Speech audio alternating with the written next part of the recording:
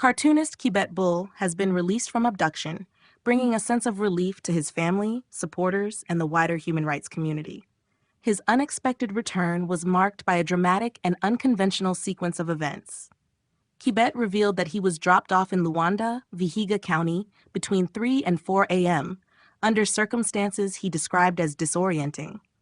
Unsure of where to go or how to secure accommodation, he sought refuge at a disco matanga, a traditional Kenyan funeral celebration. There, he danced until 6 a.m. before managing to book a ticket to return home. The news of his release has been confirmed by the Voices of Community Activists and Leaders of Africa Goko organization, further corroborated by activist Hanifa, who shared that she had spoken to Kibet's sister. This latest development makes Kibet the fifth abductee to be freed today, following the earlier releases of his brother Roni Kiplangat, as well as Billy Mwangi, Peter Muteti, and Bernard Kavuli. The wave of abductions, including Kibet's, has been linked to criticisms of President William Ruto's government, raising concerns about the shrinking space for dissent and freedom of expression in Kenya. Kibet, known for his sharp and satirical commentary, has been a prominent voice challenging the status quo. His release is a bittersweet moment.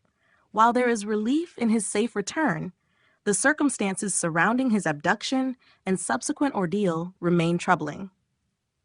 The trauma endured by Kibet and others raises pressing questions about the protection of civil liberties and the state's commitment to upholding democratic principles. The broader context of these abductions has drawn the attention of human rights organizations and the public, with calls for accountability growing louder.